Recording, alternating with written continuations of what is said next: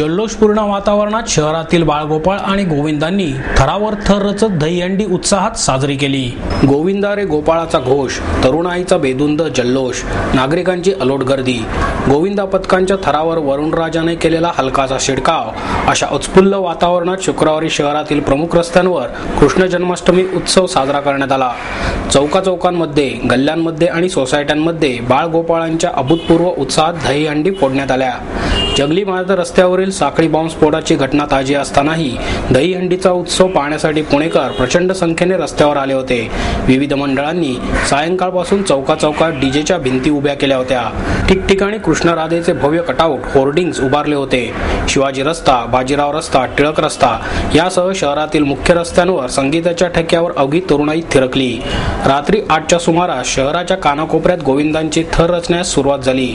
हंडीपर्यंत हात पोचू लागला की नागरिकांच्या जल्लोषाला उधाण येत होते। एक थर कोसळला की दुसरे मंडळ त्याची जागा घेत होते। सुवर्णयुग मित्रमंडळाची दहीहंडी 9च्या सुमारास पुणेश्वर मंडळाच्या गोविंदांनी 6 थर रचून तर हुतात्मा बाबू गेनू मंडळाची दहीहंडी 10च्या सुमारास फोडण्यात आली। कसबा पेठेतील शिवतेज मंडळाने 7 थर रचून ही हंडी फोडली। अखिल नारायण पेठ, सायंतारा, बाजीराव रस्त्यावरील काटेबाग, कडबे आळी मित्रमंडळ, अप्पा वळंत चौक परिसरातील साईश्वर, सरकार ग्रुप, अखिल टिळक रस्ता यासह विविध भागातील मित्रमंडळांनी हा उत्सव जल्लोषात साजरा केला। गोविंदा पथकांची चढाओढ तर थरार पाहण्यासाठी शहरातील चौक आणि रस्ते फुलून गेले होते। चौकाचौकात थांबून गोविंदांचे फोटो, मोबाईल तसेच कॅमेऱ्यात टिपले जात होते।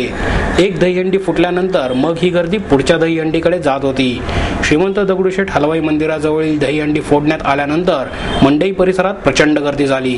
त्याचप्रमाणे मनसे कोथरूड विभागाच्या वतीने आयोजित करण्यात आलेल्या महिलांच्या दहीहंडीला युवती आणि महिलांनी प्रचंड प्रतिसाद दिला।